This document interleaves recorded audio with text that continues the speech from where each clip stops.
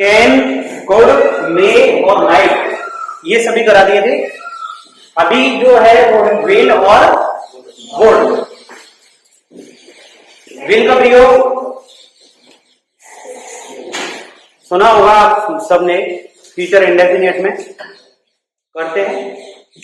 Cell का भी प्रयोग करते हैं, लेकिन अभी सेल का प्रयोग काफी कम हो गया है, विल का ही हम ज्यादा करते हैं। विल का जो पहला प्रयोग है वो है टू टॉक अबाउट फ्यूचर।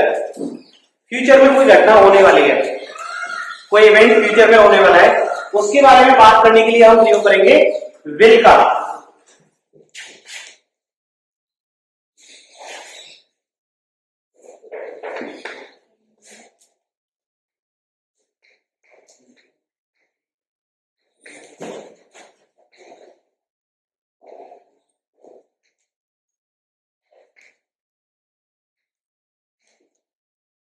ठीक है, ये फ्यूचर है।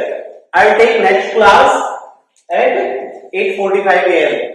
मैं 8:45 अगली क्लास लूंगा। ठीक है, ये क्या हो गया, ये फ्यूचर है, फ्यूचर की बात कर रहे हैं।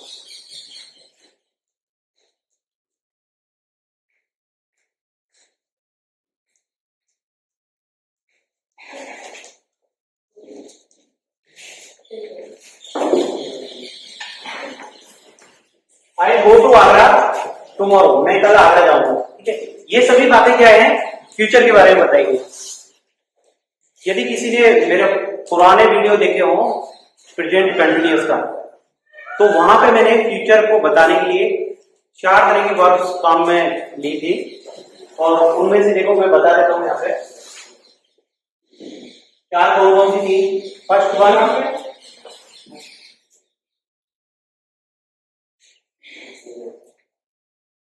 is are and plus verb की फर्स्ट फॉर्म में। ये कौन सा टेंस है, present continuous. Present continuous tense में इजारे प्लस वर्ब की फर्स्ट फॉर्म में आइए, लेकिन इससे भी फ्यूचर की बात की जाती है।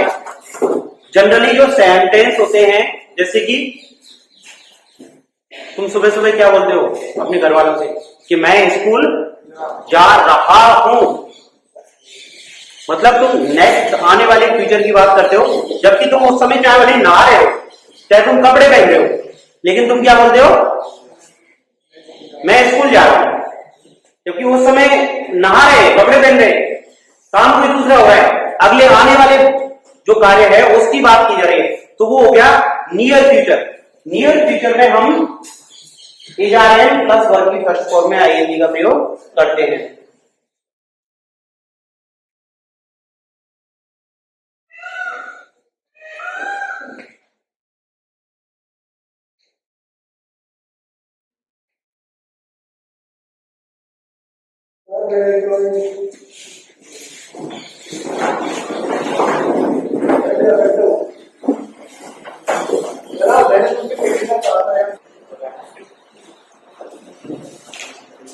तो टॉक अबाउट फ्यूचर में यहाँ पे मैं प्रयोग बता रहा हूं, देख लीजिए। फर्स्ट प्रयोग है इजारेन प्लस वर्ब की फर्स्ट फॉर्म में to talk about near future, बहुत पास का भविष्य है जो 100% होने जा रहा है। यहाँ पे सर्टेनिटी 90% है, 90% ये काम होगा, 90 to 100%। ठीक है, यहां पे सर्टेनिटी बहुत ज्यादा बढ़ जाती है, 99%। और ये वेरी नियर फ्यूचर है, इससे भी पहले होगा ये काम। जैसे कि एक व्यक्ति ने कहा I am going to close the window, would you mind, मैं विंडो को क्लोज करने जा रहा हूं, क्लोज करने वाला हूं, क्या तुम्हें कोई आपत्ति है। I am going to get some food.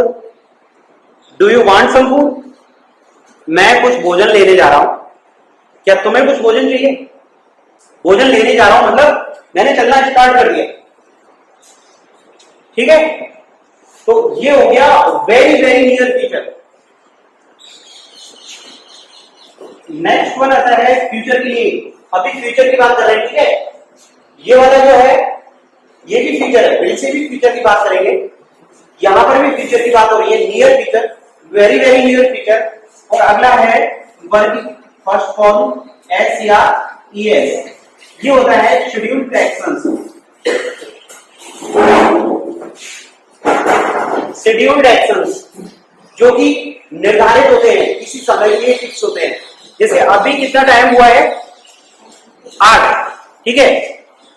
जैसे स्टेशन पर खड़े हुए हैं और स्टेशन पर खड़े होकर हम बोलेंगे कि राजधानी एक्सप्रेस विल डिपार्ट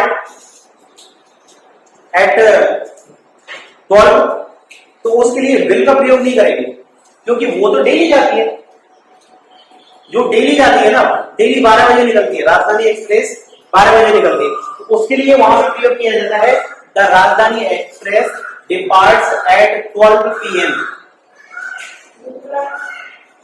जो काम एक बार होता है उसके लिए करेंगे विल का प्रयोग, और जो कार्य डेली होता है, ये निर्धारित समय अवधि के बाद में लगातार होता रहता है, उसके लिए हम वर्ब की first form present indefinite tense, ठीक है।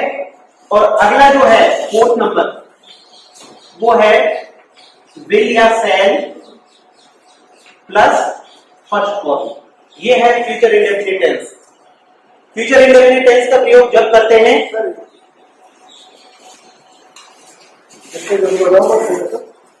देखो सब में देख लो कैसी सफाई होनी चाहिए, सफाई होनी चाहिए, एक अलग नहीं होनी चाहिए, सब करनी चाहिए।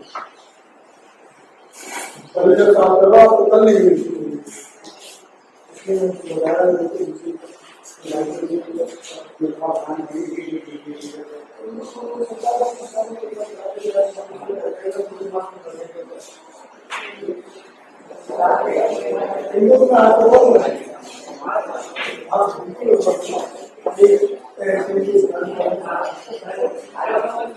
ऐसा होना चाहिए कि बच्चे सोचे कि समय हो गया और करने का मतलब है, बच्चे कंडीशन हो गया, रोड बन जाए, ये स्थिति आ गई, ठीक है ना। देखो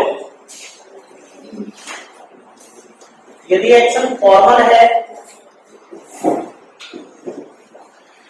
तो प्रयोग करेंगे वर्ब की फर्स्ट विल प्लस वर्ब की फर्स्ट फॉर्म।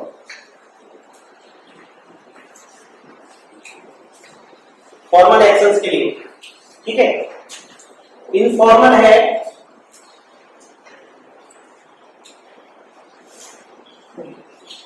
तो इसमें ये देखा जाएगा कि शेड्यूल्ड है या अनशेड्यूल्ड है। शेड्यूल्ड एक्शंस है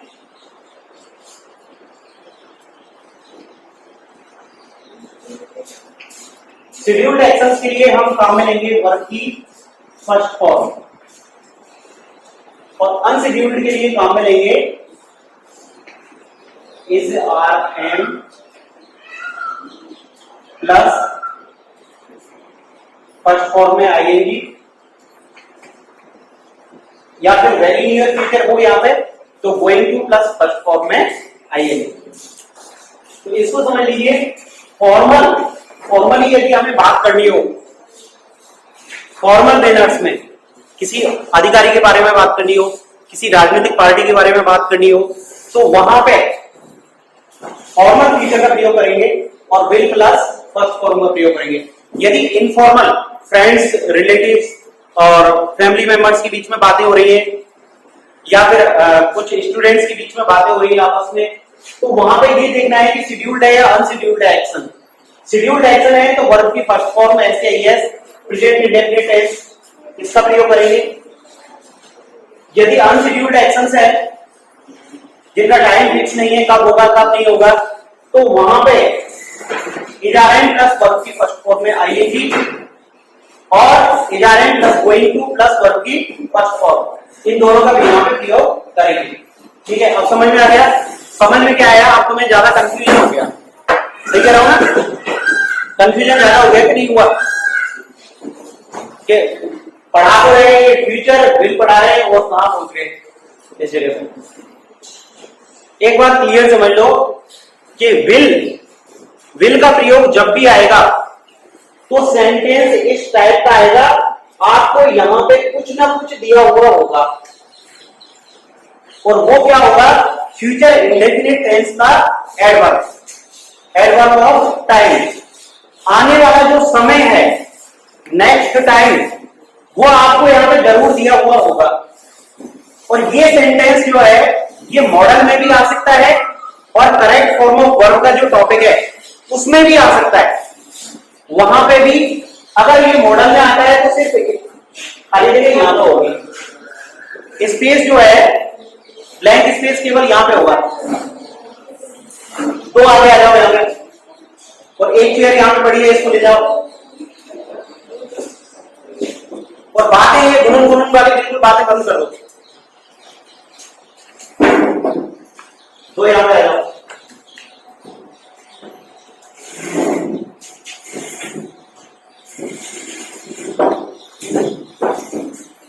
अब आ गया समझ में?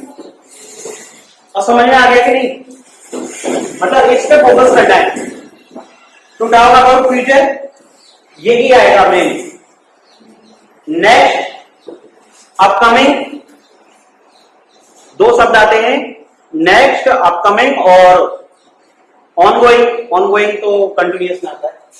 और ये आते हैं tomorrow, next day, next week, next month, इस तरह के वाक्य आते हैं। मतलब अगले फ्यूचर के कुछ शब्द होंगे जो आने वाला समय है, जैसे ये 2022, इस तरह के कुछ शब्द होंगे जिनसे हमें पता चल जाएगा कि इसमें कुछ शब्द ऐसे छुपे हुए हैं जो फ्यूचर के हैं। इसके बाद में आती है मेकिंग प्रिडिक्शंस। प्रिडिक्शन मीन्स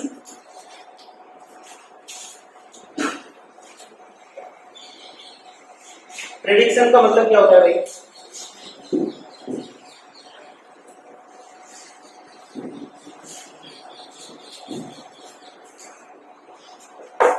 बताओ।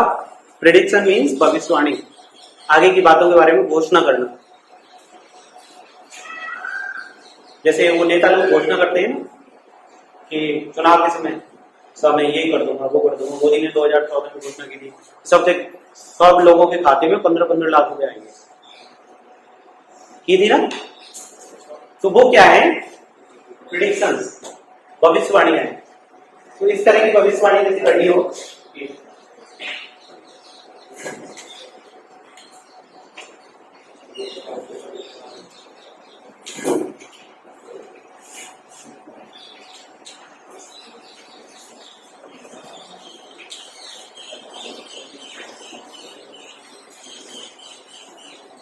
अरे भाई एक न्यू कार है, अगले महीने में एक नई कार खरीदूंगा, भविष्यवाणी करनी है, ठीक है।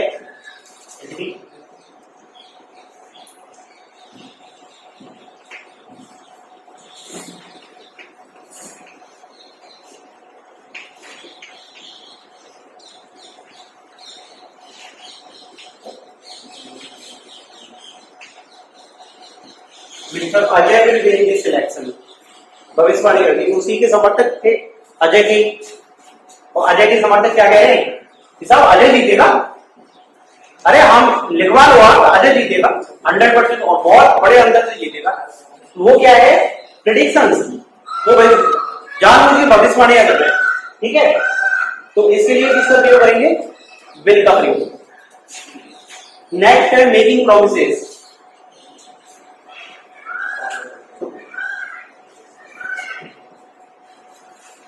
एक व्यक्ति सुबह सुबह घर से निकला, ठीक है। तो घरवाली ने कुछ डिमांड किया उससे कि भाई आज ये खत्म हो गया, वो खत्म हो गया, या फिर तुम मुझे ये सामान नहीं लाते हो, वो सामान नहीं लाते हो। तो उसने क्या कहा? पक्का शाम को लाऊंगा, पक्का, तू चिंता मत करे, शाम को तो 100% ले आऊंगा।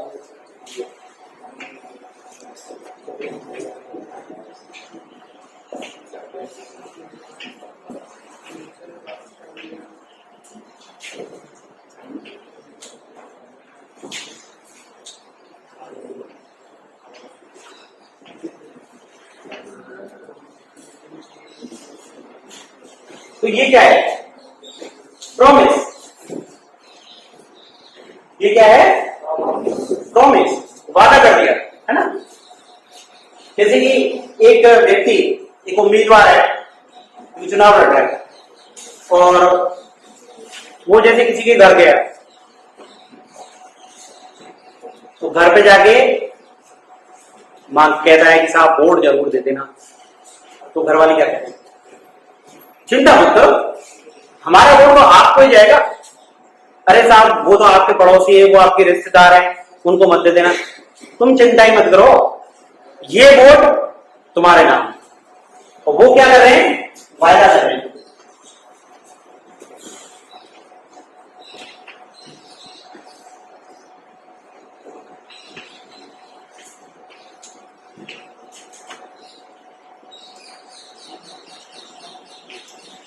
We will vote only you, हम केवल आप लोगों को वोट देंगे, ठीक है। ये क्या है? वायदा। अब कंडीशनल सेंटेंस पढ़े हैं आप लोगों ने, इसका एक वीडियो मैंने स्पेशल भेजा हुआ है। कंडीशंस किसने देखा? होमवर्क की कॉपी में तो शायद 2-3 लोगों ने किया है। कंडीशंस, कंडीशन मीन्स शर्त। कंडीशन का मतलब क्या है? कैसी शर्त? कि यदि तुम कठिन मेहनत करोगे तो परीक्षा में पास। शर्त क्या है? कठिन मेहनत करोगे तो ही परीक्षा में पास। रियल कंडीशन की बात कर रहा हूं। रियल कंडीशन वो होती है जिसका कार्य प्रेजेंट में होता है और रिजल्ट फ्यूचर में होता है। कार्य हमें प्रेजेंट में करना है और जो उसका रिजल्ट निकलेगा वो फ्यूचर में होगा। तो फ्यूचर की बातें जब की जाती है, if you work hard,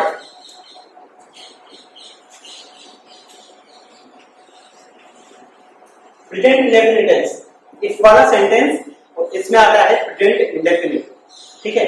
if you work hard, यदि तुम कठिन मेहनत करोगे, you will pass the exam,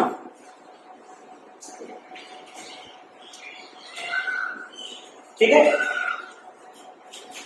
next sentence देखो, इफ ही रन्स फास्ट, यदि वह तेज दौड़ता है। शर्त क्या है? तेज दौड़ता है तो he will catch the train.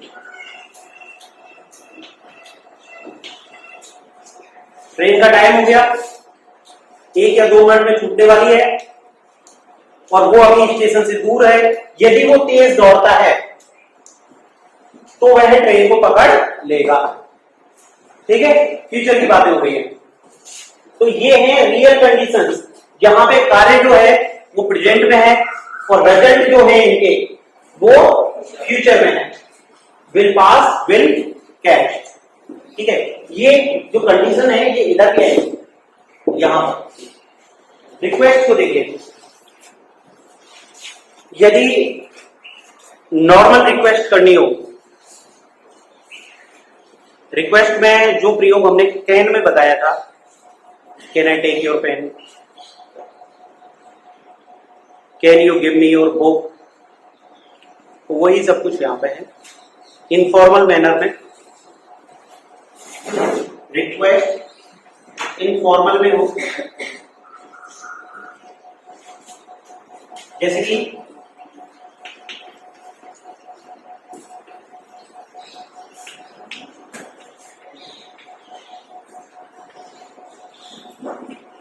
Will you give me your pen, ठीक है।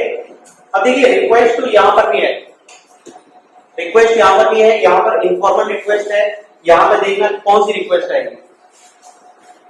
अब प्रयोग आते हैं वुड के, कुछ प्रयोग यहीं से उठाए हैं इधर, जैसे कि कंडीशंस, यहां पर रियल कंडीशन है, यहां पर इमेजिनरी कंडीशन है।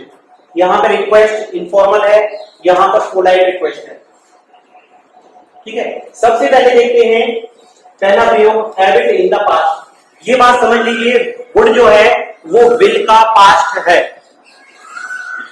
विल का पास्ट।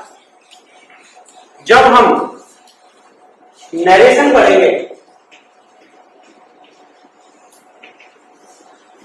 तो वहां पे चेंजेस ऑफ वर्ब हम पढ़ते हैं कि वर्ब को किस प्रकार से चेंज करते हैं, और वहां पे जब हम विल को चेंज करते हैं वुड में, सैड को शुड में चेंज करते हैं, कैन को कुड में चेंज करते हैं, तो ये सभी चेंजेस होते हैं।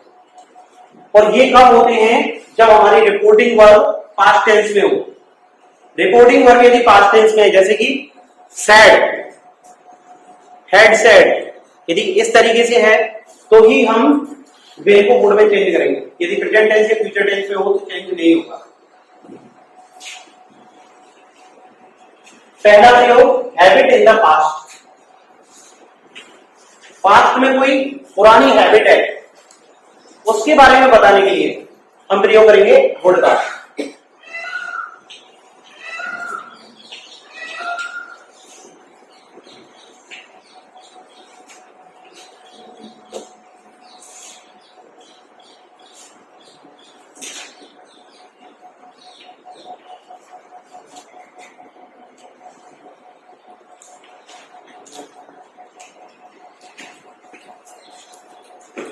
He would go to the park those days. उन दिनों वह पार्क जाया करता था, जाता था, उसकी आदत थी, पुरानी आदत थी, ठीक है। और हो सकता है वो आदत अभी भी प्रेजेंट में हो। दो तरह की आदतें, एक तो पुरानी वो आदत जो अभी भी प्रेजेंट में है, और दूसरी वो जो पहले थी और अब नहीं है। Past habit that is not in the present, उसके लिए हम प्रयोग करते हैं यूज्ड टू का। किसका प्रयोग करते हैं? Used to. और ऐसी पास्ट हैबिट जो पहले थी अब भी है, उसके लिए प्रयोग करेंगे वुड का। इसका मतलब है वो पहले जाया करता था और हो सकता है अब भी जाता हो। एक देखो ये इमेजिनरी कंडीशन कौन कौन सी है। इसी को, पहले सेंटेंस को, इसी को चेंज कर रहा हूं मैं। इफ ही वर्कड हार्ड, यदि वह कठिन मेहनत करता तो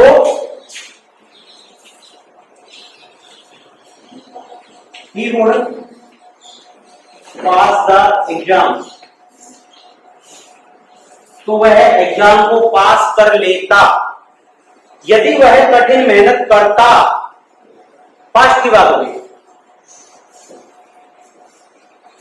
शायद एग्जाम हो चुके हैं, रिजल्ट आ गया है और उसका वो एग्जाम पास नहीं कर पाया, तो कुछ लोग क्या बोल रहे हैं उसके घर वाले कि यदि वह कठिन मेहनत करता तो वह एग्जाम पास। समस्या क्या थी? उसने कठिन मेहनत नहीं की। वो होशियार तो था, इंटेलिजेंट था, पर कठिन मेहनत नहीं की। यहां पे वर्ब की second form past indefinite tense, और यहां पे would, should, could, might plus verb की फर्स्ट फॉर्म, ये होती है कंडीशन नंबर सेकंड, और इसको बोलते हैं imaginary condition. Condition number first ये थी real condition, condition number second ये है इमेजिनरी कंडीशन, और कंडीशन नंबर थर्ड और होती है एक, वो है अनरियलिस्टिक कंडीशन। वहां पे इस जगह पे तो होता है हैड प्लस थर्ड फॉर्म का प्रयोग, और यहां पे रिजल्टेंट क्लॉज में वहां पे प्रयोग करते हैं would have plus third form. अरे बात समझ में?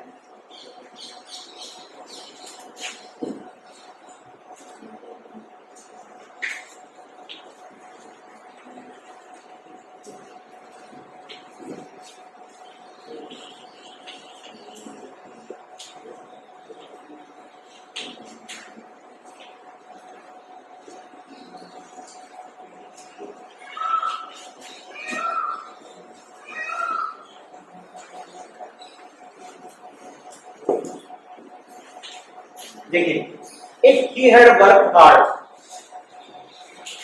हैड प्लस थर्ड फॉर्म, और इसके साथ में यहां पे आता है वुड हैव थर्ड फॉर्म। एक वाले सेंटेंस में हेड प्लस थर्ड फॉर्म और रिजल्टेंट क्लोज में आती है वुड या कुड या शुड या might plus have plus third form. पहली वाली है इमेजिनरी कंडीशन, दूसरी है unrealistic condition, condition number third है ये है कंडीशन नंबर सेकंड। तीनों ही कंडीशन मैंने यहाँ पे बता दी है, रियल कंडीशन, इमेजिनरी कंडीशन और अनरियलिस्टिक कंडीशन। ठीक है, एक और इसका प्रयोग है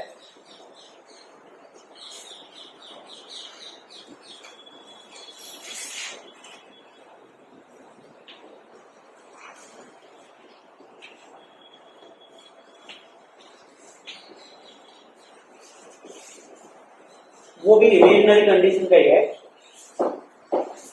देखिए फ्यूचर कंटिन्यूअस टेंस, एक काम करो इधर वाला उतार दो, फिर मैं इसको बताऊंगा, इसको अभी मत उतारना, ठीक है।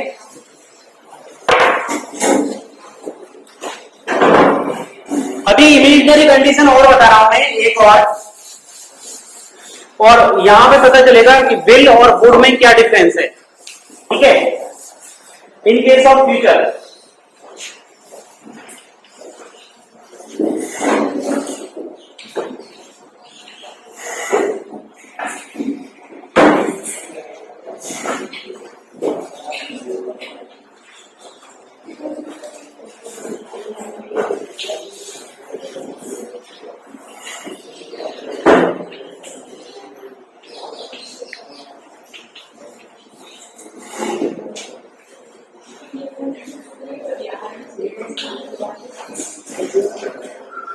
बहुत सिंपल सेंटेंस है, इसका हिंदी अर्थ तुम आसानी से बता सकते हो, क्या है बताओ भाई कोई।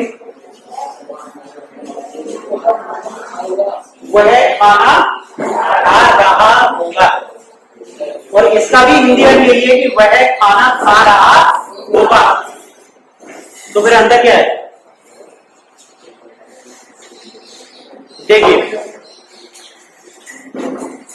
ये है एग्जैक्टली फ्यूचर। अभी इस समय 8:30 बजे हुए हैं सुबह के, और यदि हम बात करें रात के 8:30 बजे की किसी व्यक्ति के बारे में, तो हम कह सकते हैं कि रात के 8:30 बजे वह खाना खा रहा होगा। रात के 8:30 बजे हो गया हमारे लिए फ्यूचर। लेकिन हम कहें कि हम यहां क्लास में बैठे हुए हैं और हम अपने छोटे भाई के बारे में या बड़े भाई के बारे में बात करें और उसके बारे में कहें कि वो क्या कर रहा होगा, कि भाई वो वहां घर पे खाना खा रहा होगा, तो ये क्या हो जाता है, ये है इमेजिनरी सिचुएशन। कंडीशन नहीं है, इमेजिनरी सिचुएशन है। यहां पर भी इमेजिन कर रहे हैं, ये प्रेजेंट में है, फ्यूचर नहीं है, ये प्रेजेंट है, ये फ्यूचर है, ये प्रेजेंट है, लेकिन ये यहां नहीं है, ये किसी दूसरी जगह है। आगे बात समझ में, ये इस जगह पे नहीं है, यहां पे नहीं है जहां पे हम बैठे हुए हैं, जहां पे हम बात कर रहे हैं, ये किसी दूसरी जगह पे है।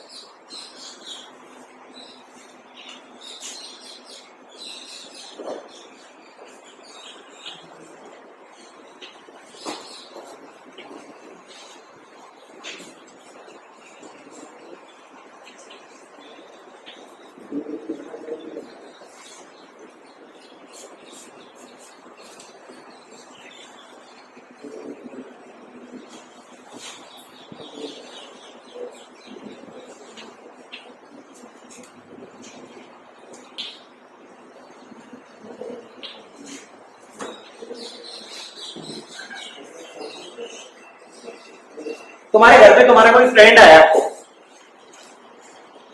और वो तुम्हारे पापा या मम्मी से पूछता है कि धीरज कहाँ है, ठीक है, तो उसकी मम्मी क्या कहेगी, धीरज की मम्मी क्या कहेगी, वो क्लास में पढ़ रहा हो, वो बता क्या रही है? प्रेजेंट। प्रेजेंट को ही बता रही है कि वो इस समय यहां पर नहीं है, घर पे नहीं है, वो कहां है और वो क्या कर रहा है क्लास में इस वक्त? पढ़ रहा है, दूसरे स्थान पर है, काम चल रहा है। ठीक है, तो अब विल और वुड का अंतर समझ में आ गया। स्पेशल केस है ये future continuous tense, will be plus ING form, would be plus ING form. Will be का प्रयोग होगा जब हम एग्जैक्ट फ्यूचर के बारे में बात करें, जो आगे आने वाला समय है उसके बारे में बात करते हैं, तो हम विल बी प्लस आईएनजी का प्रयोग करेंगे। और यदि हम प्रेजेंट के बारे में बात करें लेकिन किसी अनदर प्लेस, दूसरे स्थान के बारे में बात करें, तो वहां पे क्या एक्शन चल रहा है, तो उसके लिए हम would be plus ING form का प्रयोग करेंगे। ठीक है, तो एक वर्ड का ये प्रयोग है इमेजिनरी सिचुएशन। ठीक है, अब दूसरा है पोलाइट रिक्वेस्ट। इसके बारे में मैंने पिछले वीडियो में भी आपको बताया था। कैन का प्रयोग फॉर्मल रिक्वेस्ट, मे का प्रयोग, कैन का प्रयोग इनफॉर्मल, मे का प्रयोग फॉर्मल रिक्वेस्ट। ठीक है, कुड का प्रयोग फॉर्मल विद हेजिटेशन। लेकिन यहां पे जो वुड का प्रयोग करेंगे हम, वो करेंगे टोटली ऑफिशियल और रेस्टोरेंट मैनर में। ठीक है, होटल वाला मैनर होता है, हॉस्पिटलिटी मैनर जिसको बोलते हैं, उसमें।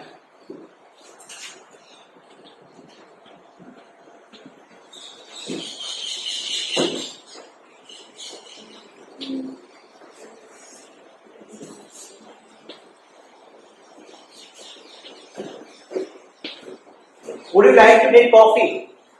ये कौन पूछ रहा है? एक व्यक्ति होटल पे गया, रेस्टोरेंट पे गया, और वहां पे उसका जो वेटर है वो पूछेगा Would you like to take coffee? क्या आप कॉफी लेना पसंद करोगे? Would से पोलाइट रिक्वेस्ट, फॉर्मल मैनर और हॉस्पिटलिटी मैनर। आपके घर पे कोई गेस्ट आया,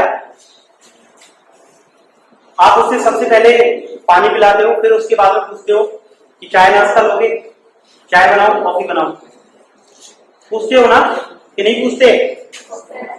और गांव में तो क्या बोलते हैं कि जैसे हम गए थे बहुतों के घर, तो सारे बैठ जाओ, कॉफी बन रही है, चाय बन रही है। कॉफी तो किसी ने नहीं बनाई, चाय बन रही है।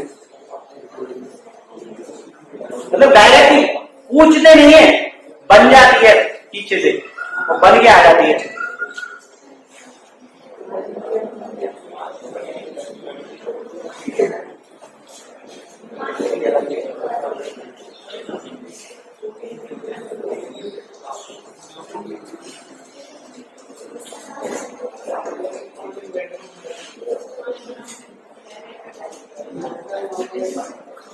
जो बहुत महंगे महंगे होटल होते हैं ना, और वहां पे कोई पहुंच जाता है तो उससे ये और पूछा जाता है कि क्या आप पब जाना पसंद करोगे? पब क्या होता है? पब तो तुम्हें पता होगा, पबजी वाला पब, इसमें जी और लगा दें। आप सामने से हट जाओ, कैमरे में रिकॉर्डिंग कर आ रहा हूं मैं।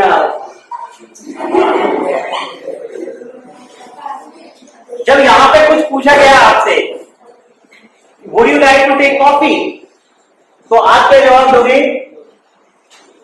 आपको तो कॉफी पसंद है ही नहीं, तो फिर आप क्या कहोगे? I would rather take tea.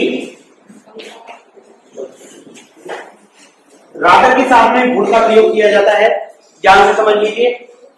Rather यहां पे प्रयोग होता है वुड और रादर प्रेफरेंस बताने के लिए, अपनी प्राथमिकता बताने के लिए कि फर्स्ट प्रायोरिटी क्या है मेरी। I would rather take T.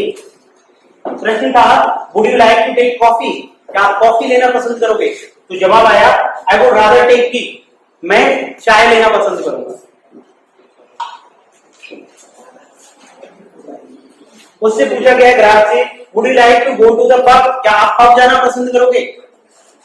Pub का मतलब जहां पे 8 PM मिलती है, समझ गए? उसने कहा आई वुड रादर स्लीप मैं सोना पसंद करूंगा, मैं सोने को ज्यादा प्राथमिकता दूंगा क्योंकि मुझे नींद आ रही है। और वहां पब में जाके क्या होगा, 8 PM पियेंगे और आलतू फालतू इधर उधर हाथ पैर हिलाएंगे। ठीक है, तो उसमें क्या कहा, आई वुड रादर स्लीप, मैं सोना ज्यादा पसंद करूंगा। आगे ये दोनों समझ में थोड़ा रिक्वेस्ट और टू टेल अबाउट प्रेफरेंस, दोनों में ही किसका प्रयोग होगा, वुड का। विल बता दिया था, ये वुड है। कल बताऊंगा सैल, सुड, और सुड के साथ में कल बताऊंगा मस्ट और टू। ठीक है, कल एक साथ में 4 पूरा करेंगे।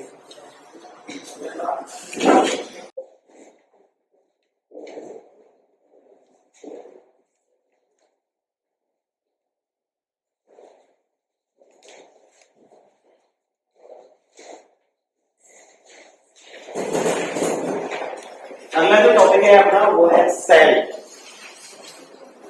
कैन करा दिया, good, may, might, will, would, ये सभी कंप्लीट हो चुके हैं। अब है सेल, और सेल के साथ में आएगा इसका पास्ट शुड।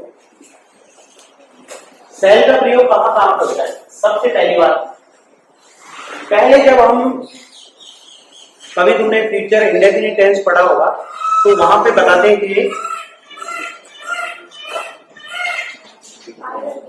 आई और बी के साथ में सेल का प्रयोग करेंगे, बाकी अन्य जितने भी हैं उनके साथ में विल का प्रयोग करेंगे। इस तरह से चलता था। तो सेल का प्रयोग फर्स्ट पर्सन के साथ में हम करते हैं।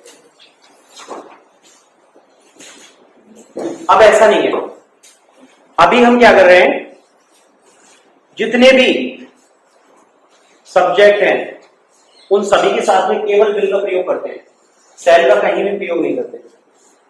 तो सेल का प्रयोग जो है वो केवल मॉडल वर्ब के रूप में होता है। नॉर्मल ऑक्सिलरी जो हैं उनके रूप में प्रयोग इसका नहीं होता है, केवल मॉडल वर्ब के रूप में प्रयोग करते हैं सेल का।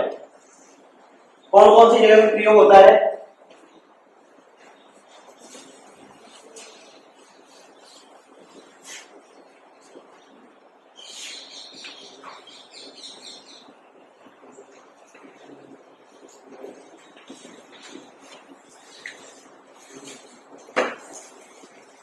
और ये है फॉर्मल, मतलब कमांड मतलब आदेश। इसको दूसरा बोल सकते हैं ऑर्डर, ऐसे लिख लो, ऑर्डर और command.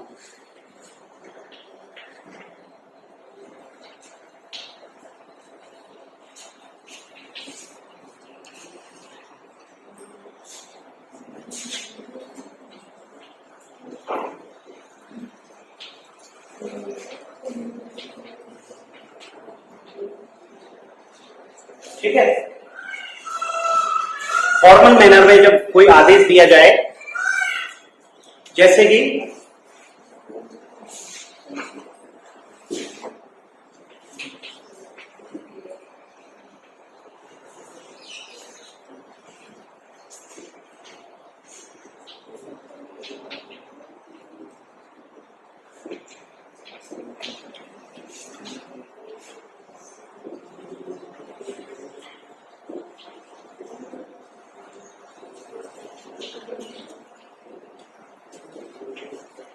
Students shall submit their homework by Saturday. सभी विद्यार्थी सैटरडे तक अपना होमवर्क अवश्य जमा कराते हैं। तो यहाँ पे क्या है, ये आदेश विद्यालय प्रबंधन द्वारा एक आदेश निकाला गया है कि सभी विद्यार्थी शनिवार तक अपना होमवर्क जमा कराते हैं।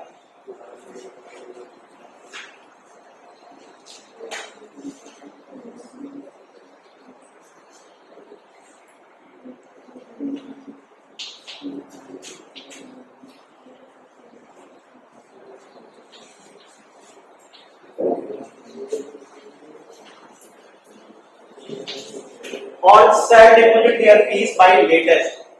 सभी जल्दी से जल्दी अपनी फीस जमा करा दें। ये क्या है, आदेश। ठीक है, अगला देखो, अगला इसका प्रयोग है वो है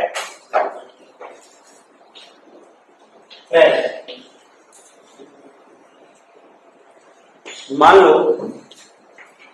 गौरी और गौरा के बीच में हो गई लड़ाई, ठीक है। अब गौरी तो रहने वाली है खानपुर की और गौरा यहीं की है, ठीक है। हुआ क्या था कि गौरा ने गौरी को पीट दी। अब जब गौरा गौरी को पीटने वाली थी उसी समय टीचर आ गया, तो ये इसको नहीं पीट पाई, ठीक है। तो गौरा गौरी से क्या बोलेगी, तू बाहर निकल, मैं तुझे स्कूल के बाहर देखती, ऐसे बोलेगी ना, क्योंकि भाई उसका गांव है, ये उसका घर पास में ही है। तो क्या बोलेगी, स्कूल के बाहर निकल, मैं तुझे वहां देखती हूँ। ये क्या है, थ्रेट मतलब धमकी।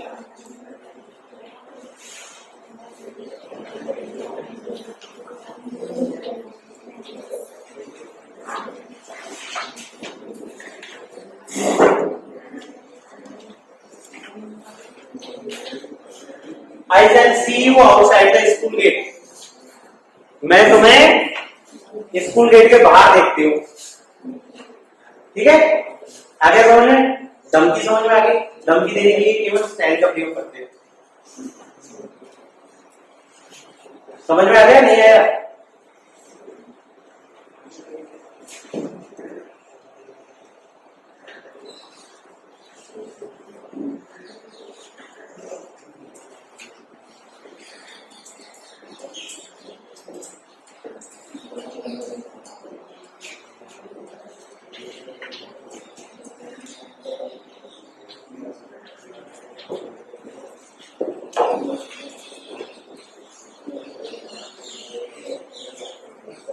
To ask or give suggestion, सुझाव देने के लिए। यदि कोई 4 मित्र बैठे हुए हैं, ठीक है, और उनमें से कोई बात चल रही है और उस बात में बीच में एक बोला कि क्या यार हम ये कार्य शुरू कर दें, क्या हम ताश खेलना शुरू कर दें,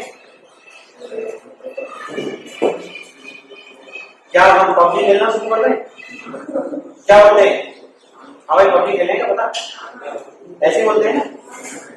उसके लिए क्या आएगा, देखो, टू आस्क और गिव सजेशन, इसके लिए आस्क सजेशन में स्पेशली, चलो इसको छोड़ो, केवल इतना देखो, टू आस्क सजेशन, सुझाव मांगने के लिए हमेशा सेल का प्रयोग इंटरोगेटिव सेंटेंस में करते हैं।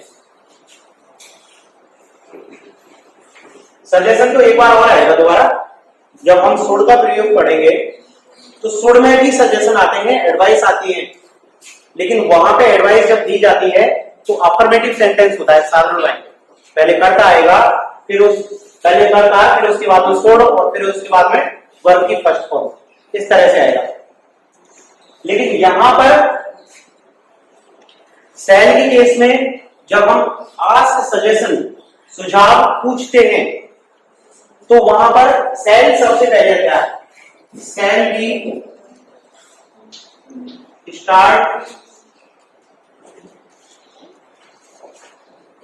प्लेइंग गेम, क्या हम खेल खेलना शुरू करें, सेल की स्टार्ट प्लेइंग पबजी, और कौन सा आता है, फ्री फायर और कॉल ऑफ ड्यूटी, सब याद डेली खेलते हो ना।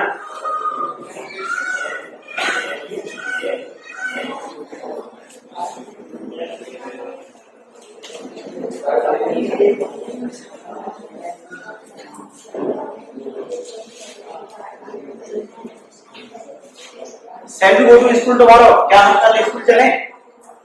जैसे थान सिंह जी के बच्चे ने अपने दोस्त से पूछा कि क्या भाई कल स्कूल चलेगा क्या, और वो पता है कहाँ बिजी था, पबजी में या फ्री फायर में, उसने कह दिया नहीं मैं नहीं चलूंगा, तू जा।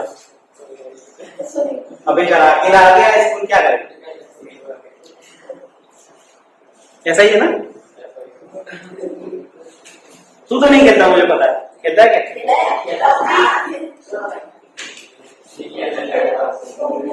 पीछे बड़ा सही है।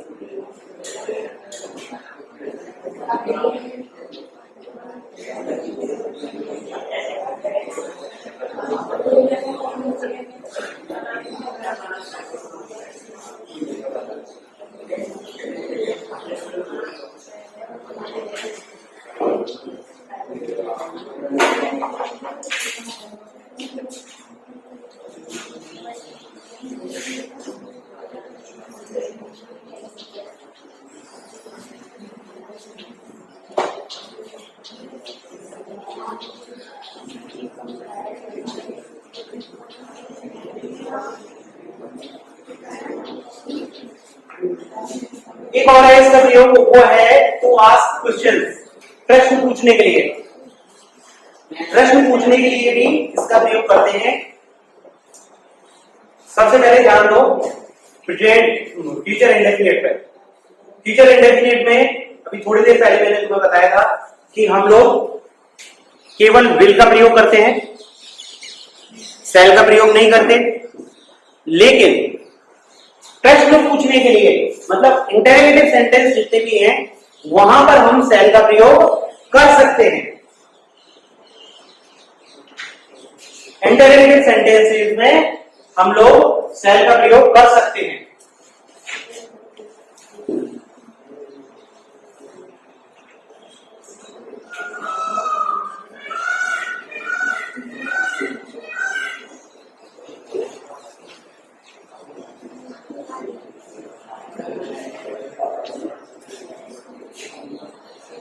अभी भी आ सकता है, ठीक है। केवल अफर्मेटिव और नेगेटिव सेंटेंस के लिए शैल का प्रयोग नहीं करते। इंटरोगेटिव सेंटेंस में शैल का प्रयोग किसी भी सब्जेक्ट के साथ में, किसी भी सब्जेक्ट के साथ में शैल का प्रयोग किया जा सकता है। चलो बताओ।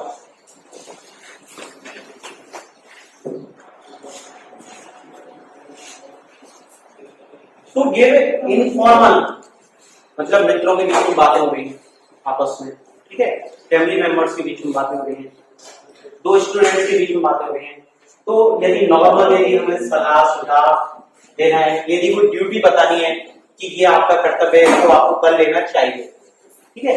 ये तीनों जो है ना, इनका तीनों का इंतजार होता है चाहिए।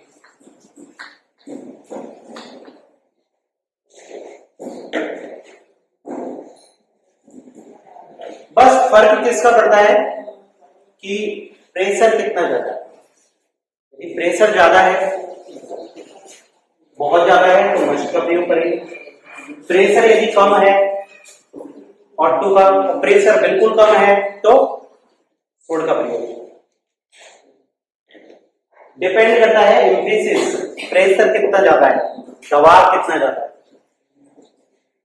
मैनर कौन सा है, इनफॉर्मल मैनर है, मित्रों के बीच में बातें हो रही है, नॉर्मल सुझाव दिया जा रहा है कि भाई तुझे ये काम कर लेना चाहिए, तुम्हें पढ़ लेना चाहिए। मैं यदि अभी कहता हूं, अभी तुम्हारी एग्जाम्स में काफी दिन है, लगभग 8 महीने है ना। तो यदि मैं अभी कहता हूं कि तुम्हें पढ़ाई करनी चाहिए,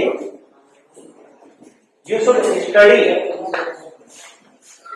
यदि मैं नवंबर के महीने में कहूं तो वहां पर टाइम कम रह जाएगा, यू ऑट टू स्टडी। और यदि मैं एग्जाम से 4 दिन पहले कहूं तो मैं कहूंगा you must study, otherwise you will fail, तुम फेल हो जाओगे। तो दबाव कितना ज्यादा है उस पर डिपेंड करेगा कि हम इनमें से किसका प्रयोग कर रहे हैं।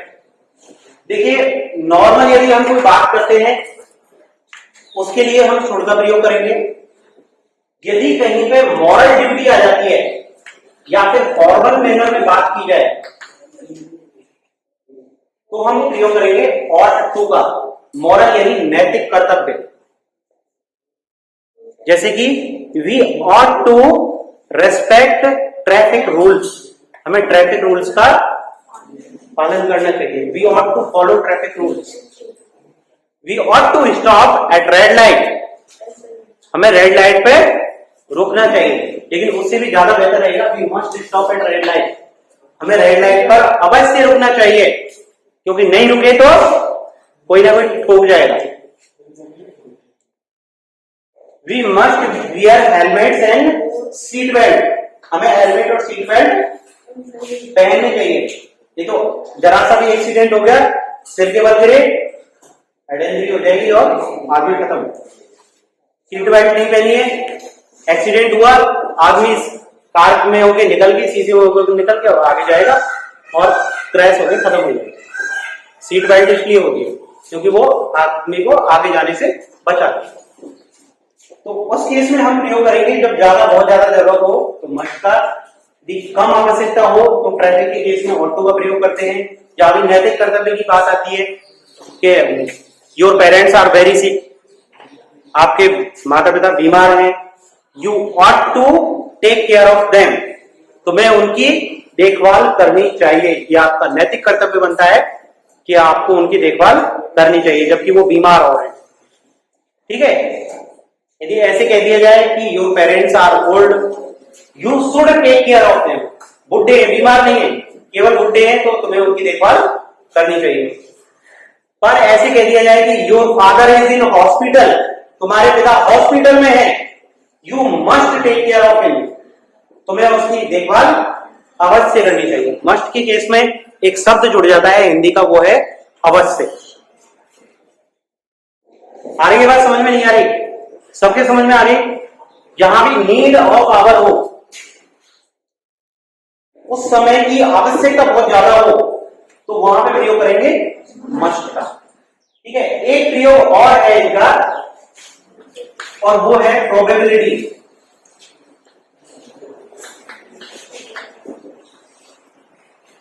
संभावना, या फिर इसका शुद्ध हिंदी शब्द है प्रायिकता।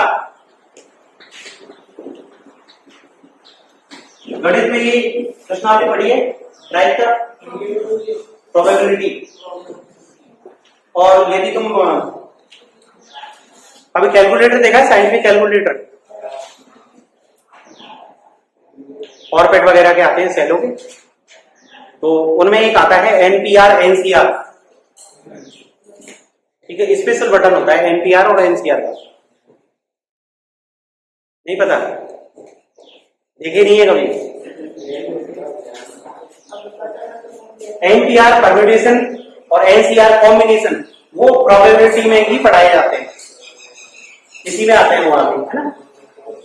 तुम नेक्स्ट ईयर यदि मैथ लोगे 11th क्लास में, तो वहां पे ये चैप्टर आते हैं एनपीआर और एनसीआर के। प्रायिकता यदि कम है तो शुड का प्रयोग, थोड़ी सी ज्यादा है तो, और प्रोबेबिलिटी बहुत ज्यादा है तो मस्ट का प्रयोग। समझ गए? जैसे कि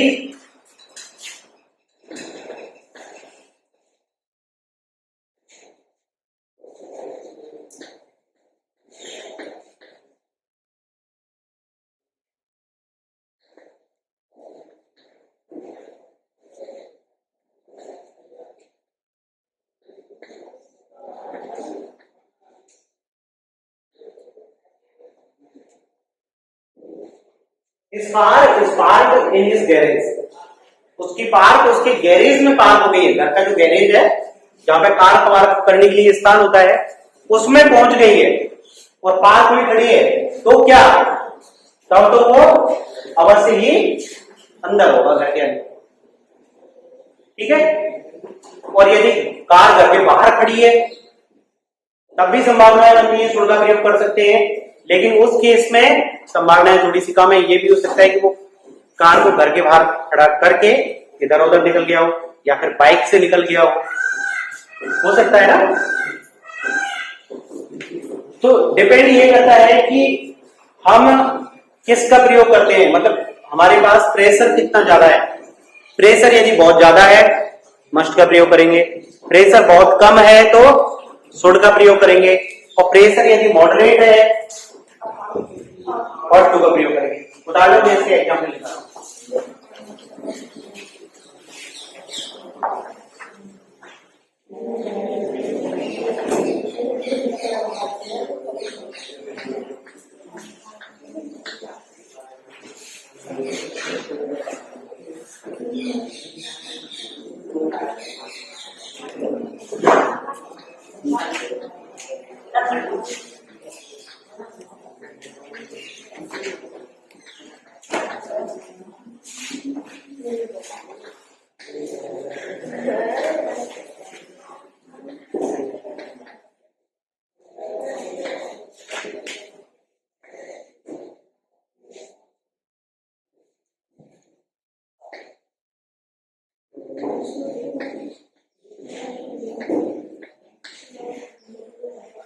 देखो भाई, किसी को यदि समझ में नहीं आ रहा है ना तो पूछ लेना मुझसे, अभी भी पूछ लो इनमें से क्या समझ में नहीं आया।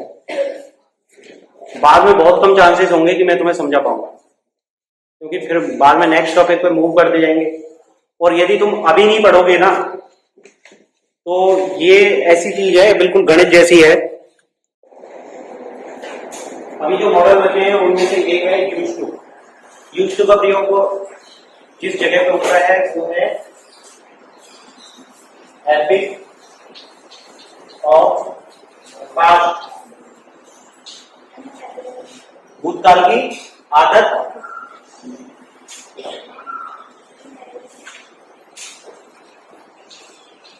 Which is not in present.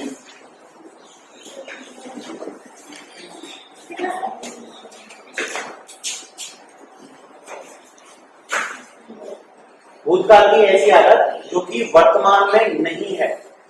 ठीक है, जैसे कि यहां पे एक सेंटेंस लिखे,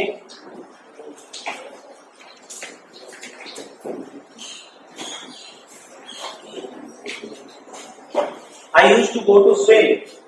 मैं तैरने जाया करता था, मतलब ये पहले मेरी आदत थी पर अब नहीं है। Used to plus first form, इसका जो हिंदी अर्थ होता है वो सब बाकी से लास्ट में आते हैं करता था। जैसे कि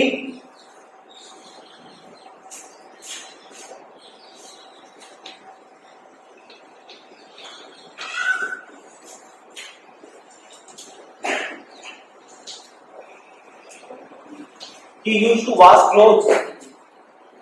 वह कपड़े धोया करता था।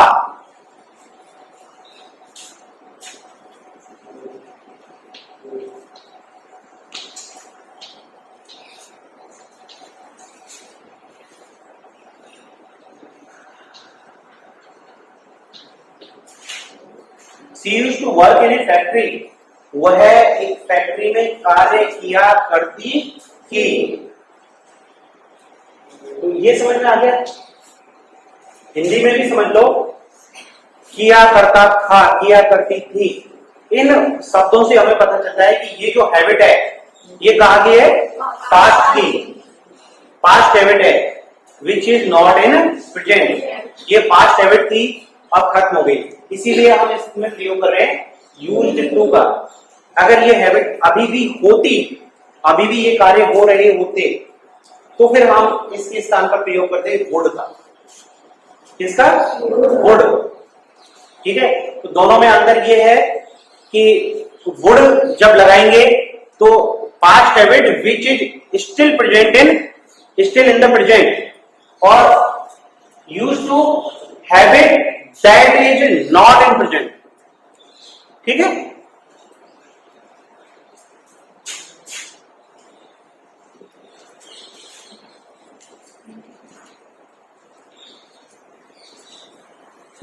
नीड आपके सिलेबस में नहीं है, आपके सिलेबस में नीड और डेयर नहीं है, यूज टू भी नहीं है। और कल वो कराए थे शुड के साथ में शुड और टू और मस्ट, तो और टू भी सिलेबस में नहीं है। ठीक है, कुल 13 मॉडल हैं, उनमें से यूज टू, नीड, डेयर और ऑट टू, ये 4 मॉडल नहीं है, कुल मिला के केवल 9 मॉडल है हमारे में। Will, shall, would, should, can, may, could, might और मस्ट, ये 9 ही मॉडल तुम्हारे सिलेबस में है, 10th क्लास और 11th क्लास दोनों में। ठीक है, 11th क्लास में कभी कभी आ जाता है यूज टू, कभी कभी आ जाता है ऑट टू, इतना ज्यादा इनका क्वेश्चन कम ही आते हैं, बहुत कम आते हैं। ठीक है, नीड को समझ लो। नीड का मतलब है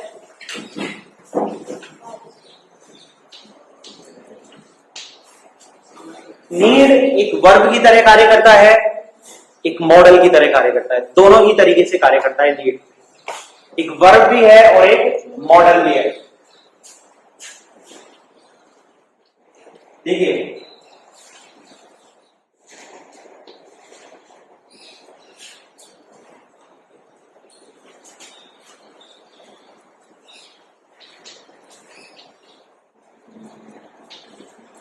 आई नीड ए वाटर बोतल, इस स्थान पर ये मॉडल है, ठीक है।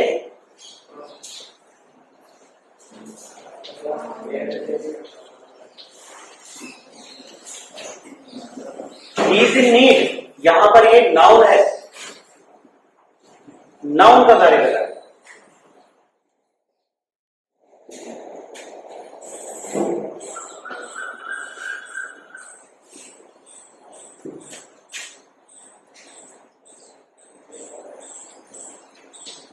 एक बात समझ लेना, मस्ट जो है, मस्ट का प्रयोग किसके लिए करते हैं? जब बहुत ज्यादा प्रोहिबिशन हो, मतलब बहुत ज्यादा ऑब्लिगेशन हो, ऑब्लिगेशन जो बाध्यता है उसकी स्थिति बहुत ज्यादा ऊपर हो, तो हम प्रयोग करते हैं मस्ट का। मस्ट का जो उल्टा है मस्ट नॉट, मस्ट नॉट,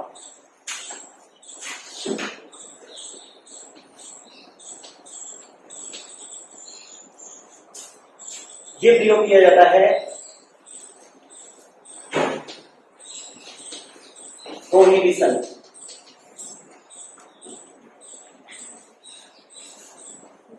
मनाही करने के लिए।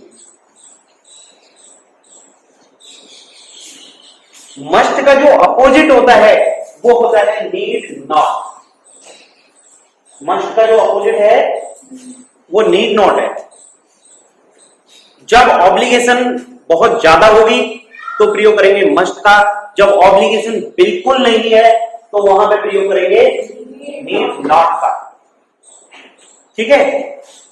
और मस्ट नॉट को प्रयोग करेंगे प्रोहिबिशन का, जैसे कि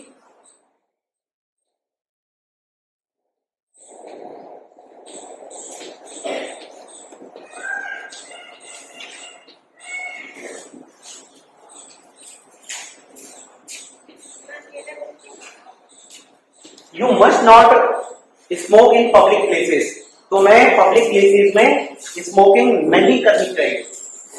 तो ये क्या है? प्रोहिबिशन, मनाही है। तो इसमें अपन किसका प्रयोग करेंगे? मस्ट नॉट का, ठीक है। जिस कार्य के लिए हम मना कर रहे हैं उसके लिए हम प्रयोग करते हैं मस्ट नॉट, ठीक है। और नीड नॉट का प्रयोग उस जगह पे होगा जहां पे आवश्यकताएं नहीं है, जरूरत नहीं है। जैसे I need not work hard, मुझे कठिन मेहनत करने की जरूरत नहीं है।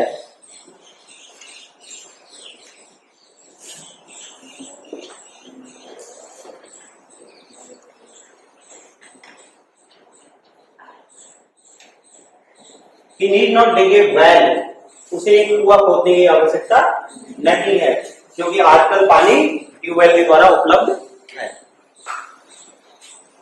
ट्यूबवेल के द्वारा उपलब्ध है। आजकल कौन कुआं खोदता है? होता है कोई? केवल एक पाइप डाल के ट्यूबवेल खोद लेते हैं, उसी में मोटर डाल के। पहले तो हैंडपंप आते थे, आजकल तो हैंडपंप का सिस्टम बिल्कुल खत्म हो गया। जिनके घर के सामने यदि कोई हैंडपंप सरकारी भी लगा हुआ था तो हैंडपंप को हटा के उसमें सबमर्सिबल डाल दी। ऐसा ही होता है ना। मस्ट नॉट का प्रयोग समझ लिया आपने, और नीड नॉट को समझ लो, ठीक है। इससे अगला वाला जो है वो है डेयर।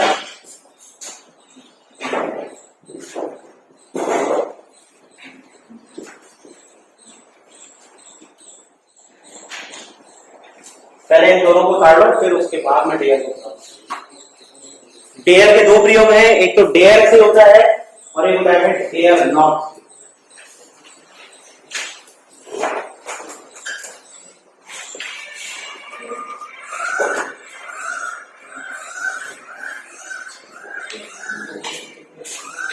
तब प्रोहिबिशन हो जब कभी भी, और मस्ट नॉट का हम प्रयोग कर रहे हैं किसी बात कार्य को मना करने के लिए, तो उस स्थिति में यदि वो कार्य मना करने के बावजूद किया जाए तो वहां पर पेनल्टीज होती है।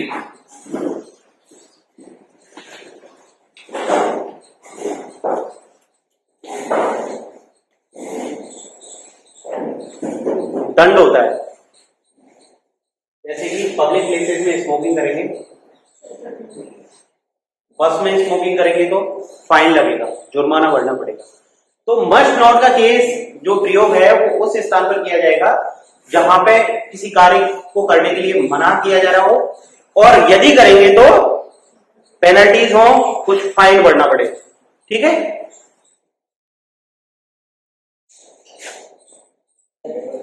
नेक्स्ट मॉडल है डेयर।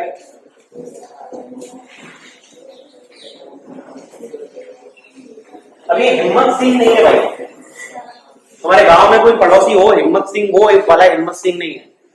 ठीक है, ये है करेज, अंदर का साहस। ठीक है,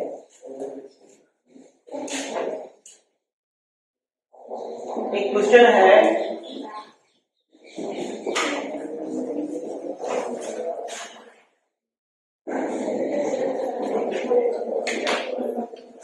how dare you come here. प्रश्न पूछा गया कि तुम्हारी हिम्मत कैसे हुई तुम यहां आए। डेयर से क्या पूछा जाता है? साहस।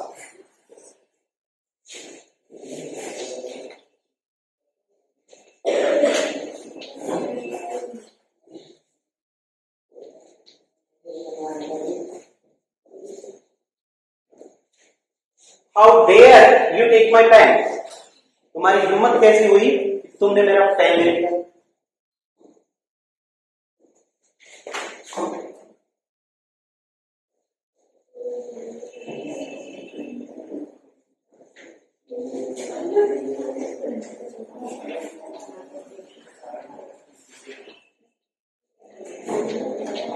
How dare you make a noise. तुम्हारी हिम्मत कैसी हुई आवाज करने की, शोर मचाने की।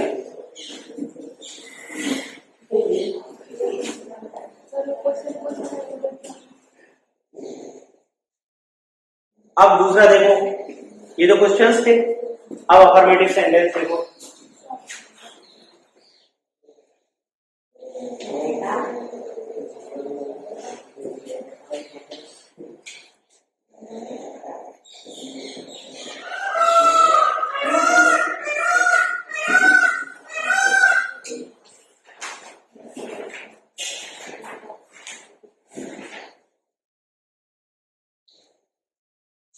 I dare say he will not come here।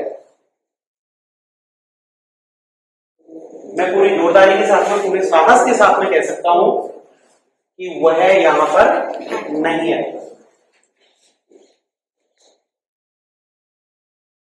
चुनौती के साथ में कहना, ठीक है।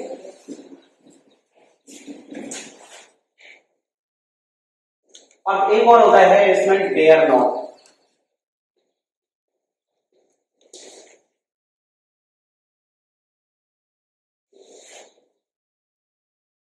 ठीक है, और इसमें दी जाती है चुनौती।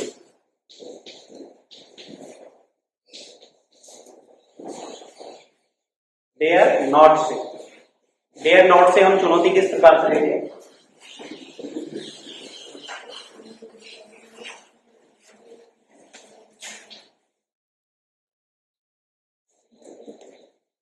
यू डेयर नॉट डिस्टर्ब मी।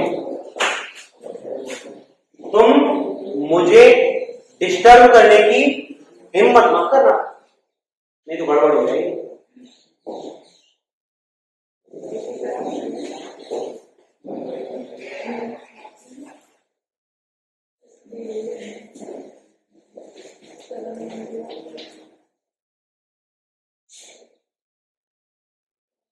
मान के चलो तुम्हारी मम्मी घर में पहुंचा दे रही है, तुम घर के बाहर हो, जैसे ही तुम घर के अंदर घुसे, घुसने की कोशिश की, मम्मी क्या करेगी? You dare not come inside. घर के अंदर घुसने की कोशिश मत करना, नहीं तो पिटाई लग जाएगी। क्यों? क्योंकि उसने अभी अभी पहुंचा दिया है और वो गीला है। ठीक है, तो डेयर और डेयर नॉट के प्रयोग समझ में आ गए भाई? कल टेस्ट है।